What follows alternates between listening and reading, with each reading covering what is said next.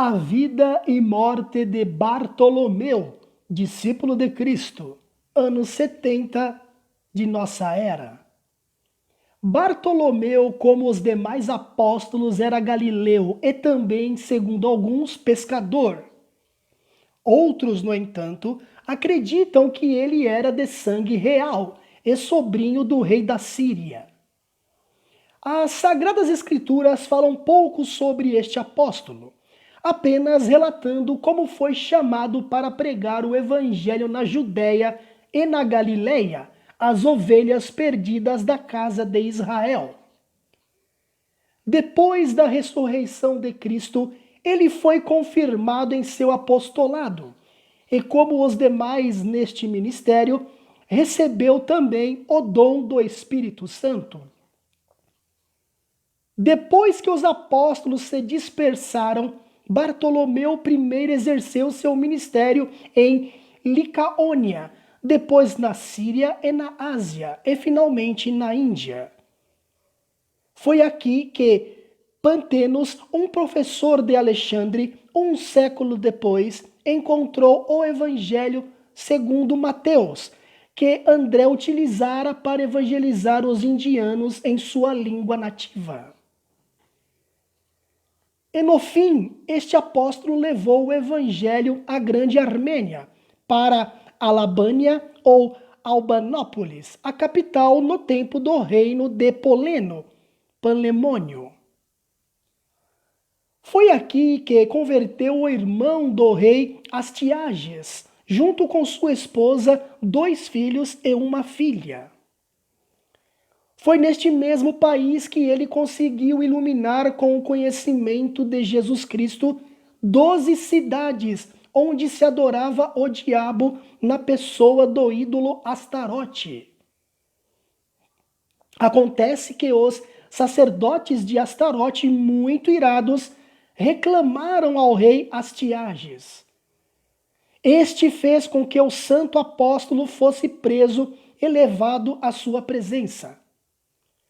Ao comparecer perante o rei, este o criticou muito, dizendo que era ele quem pervertera a seu irmão, além de ter inquietado os deuses de seu reino.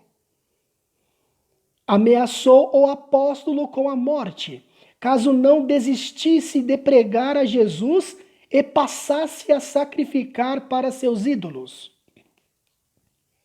Bartolomeu respondeu dizendo que não pervertera seu irmão, mas que o convertera. Disse também que achava melhor selar então seu testemunho de fé com o seu próprio sangue, do que sofrer um naufrágio de fé ou de consciência. Ao ouvir estas palavras, o rei mandou que primeiramente o torturasse, e isso severamente com varas. Depois de crucificá-lo de cabeça para baixo, que novamente o açoitasse e finalmente o decapitasse. Foi assim que aconteceu. Outros, no entanto, afirmam que a sentença do rei era apenas que o torturasse e o crucificasse de cabeça para baixo, sem falar em decapitação.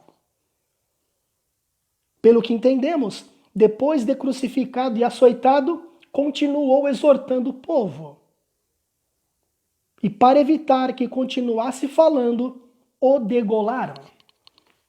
Meu amigo e minha amiga, testemunho maravilhoso de fé de alguém que foi até o fim da sua jornada cristã sem temer as consequências, não é mesmo? Quem sabe você e eu nos últimos dias sejamos chamados para viver também esta realidade. Para tanto, guardemos em nossos corações esta palavra contida em Apocalipse, capítulo 14, versículo 13, que diz o seguinte: Então ouvi uma voz do céu que dizia: Escreve, bem-aventurados os mortos que desde agora morrem no Senhor, sim, diz o Espírito, para que descansem dos seus trabalhos, pois as suas obras os acompanham. Guardemos em nossos corações, em nossa mente, esta promessa e que ela, através do Espírito Santo, nos dê graça e ânimo nas horas de maior dificuldade, nos tempos difíceis, antes da volta de Jesus. Ele promete que estará conosco todos os dias. Deus te abençoe. Um grande abraço do seu amigo e irmão Alexandre Bernardes.